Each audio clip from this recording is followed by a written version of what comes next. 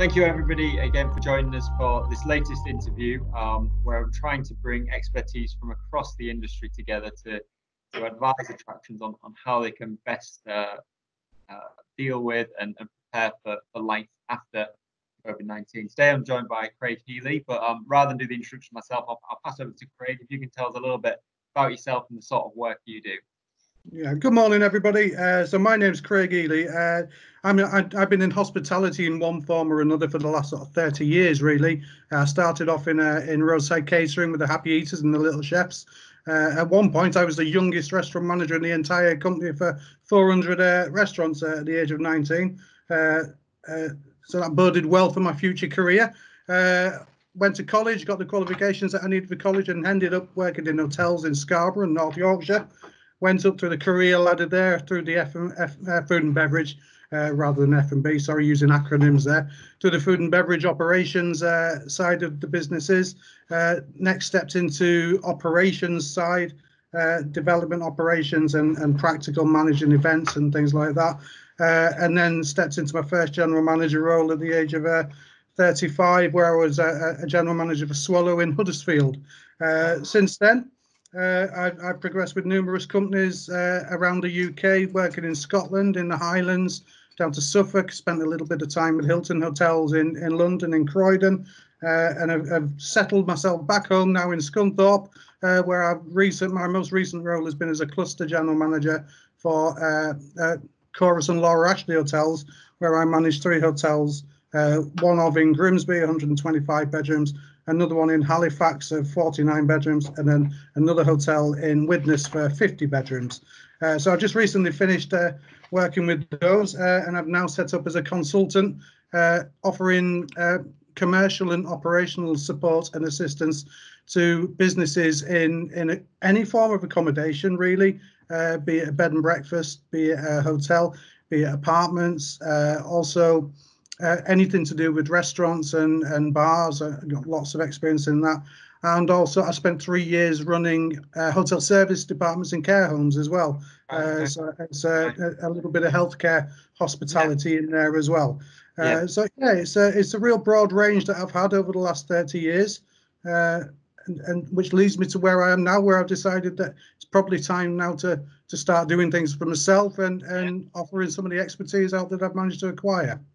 Yeah, no, that's fantastic. And as you've touched on there, you've had such a range of experience. And I think there's definitely areas there that will be able to translate into what our attractions are doing and the challenges they're facing. Like I was saying earlier, these are, yes, they're attractions, but they've got large hospitality elements to them, whether that might be from a small cafe to a large dining restaurant or multiple restaurants. So the questions I prepared today, like I said, are centered around that area and how COVID-19 might be playing a part in that. So my first question for you is that although no one knows truly what the future is going to look like and when things are going to start to change, we do know that we are going to be able to reopen one day. And I guess at the moment we've got attraction owners and managers who are sat at home, maybe with just a small skeleton team, if anyone, wondering what they can do with their time to best prepare for when things start to reopen. Have you got any advice from your side on what someone could do to I think preparations? I think the best thing to do is start working on 50% of whatever you were doing pre-COVID-19. Right. I would suggest that this 50% may gradually increase, but I think it's probably going to be sort of quarter 3, quarter 4, 2021 before we get back to anything like what we've seen over the last 5 years, whatever anybody would term as normality now. Yeah. It's dependent on government policy and procedures and their guidance and legislation. There's confidence in the industry is for no reason other than what's happened is going to be at rock bottom levels, and anybody who's providing any form of hospitality now needs to put in what we would consider as to be base element steps to start rebuilding that confidence with our guests and with our customer base. It's people must understand, operators and businesses must understand it's not going to be anything like what it was just 8 weeks ago. It really is. It's whatever your business model is, whatever you were planning, it's all gone. It's all out the window. You're starting again. You literally are. You're probably going to need to alter your format. You're going to need to alter your model. You're going to need to review every single cost base that you've got. You're going to need to review your marketing strategy. What I would suggest is that if you're going to cut costs, you don't cut costs on your marketing, because if you're not on social media now, if you're not still marketing, you're just going to get forgotten about. Yeah. It's as simple as that. It's going to be a real challenge for a lot of businesses right now, and nothing's going to change now until probably, as I say, late on 2021. And businesses need to just start putting in place steps where they can begin business again, and look at how that change is going to happen and how that's going to occur. But for me, I think marketing is the key one. Make sure that your marketing plan is solid and structured, and don't cut your costs with your marketing plan. If anything, put more into your marketing plan. Yeah, that's a common theme I've heard over a number of these conversations. Is just because you close, it doesn't mean you stop communicating. Just because someone can't turn up tomorrow, don't stop talking to your regular visitors and potentially new visitors, because you know, if anything, they're open to listening more than ever, because they're trapped at home. They're dreaming about what they might be able to do one day when they're allowed out again. So they're open to hearing what you've got to say. Absolutely right. Yeah. Oh, that's great. That's really, really useful. We touched on a few themes there of things that are going to change and what people should be thinking about.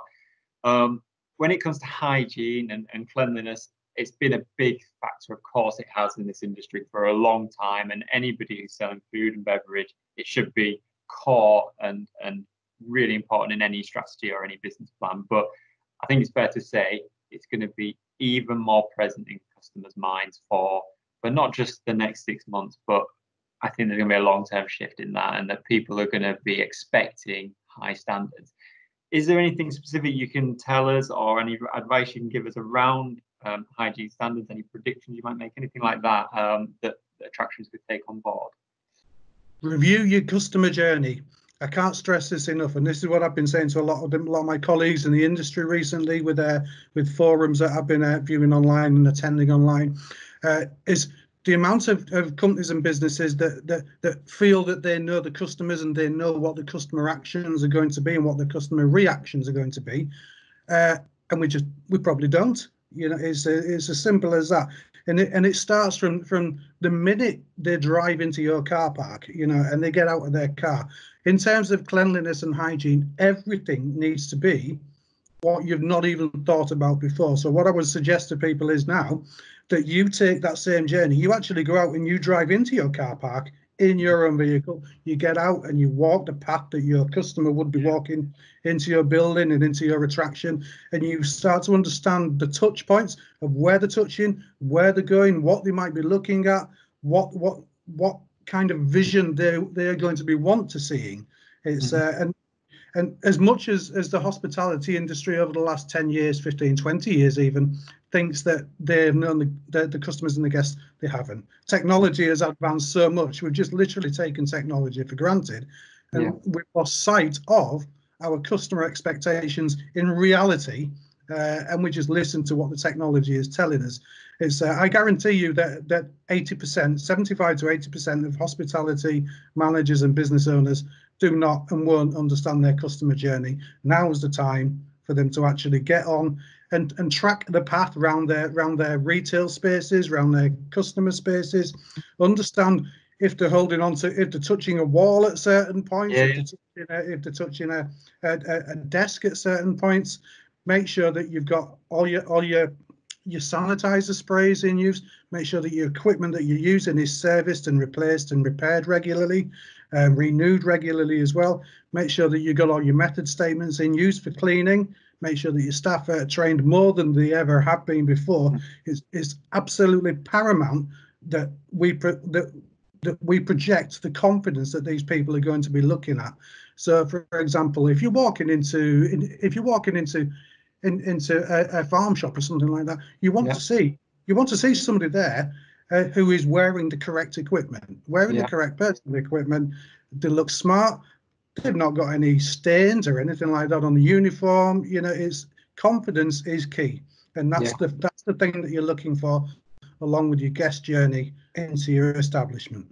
Yeah, oh no, that's a really interesting way of looking at it, and you're right. There's particularly for a lot of these attractions, they've got quite complex potential customer journeys, and like you said, there's a mixture of outdoors and indoors and things like that. So thinking about all of that and how you can apply your hygiene standards to that is. That's right, because we just now. We walk them every day as owners and as employees and as employers. We walk them every day, and we just take them for granted. It's this what we are now is basically the reset button has been pressed, and everybody is going to be looking at things differently, and he's going to be looking for confidence, because it's okay going for the first time, but of course you want them to come back again, because not everybody is going to be confident enough to be coming out. You can't expect person number 2 to walk through the door. It's much easier to get person number 1 back in the door, provided you've got the confidence to come back. Yeah, no, that's a really good point.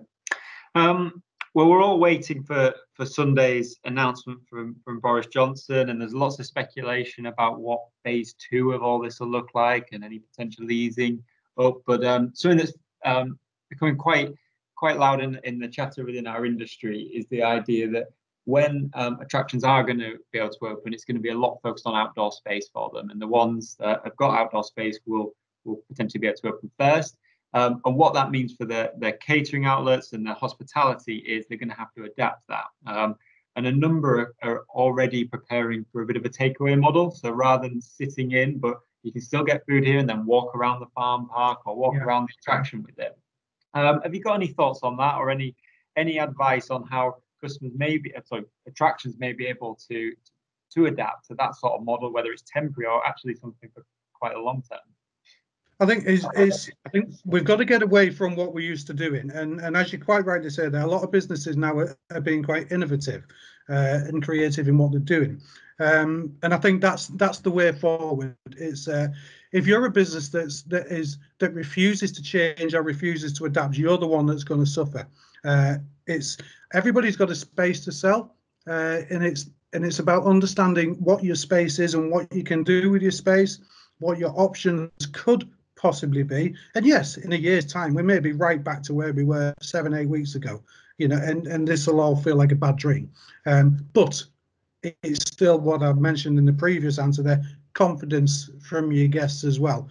And of course, guests and your customers now, they're going to want to see something different. They're going to want to walk into somewhere and think, do you know what? This is a forward-thinking establishment. I like this. They've had some good ideas.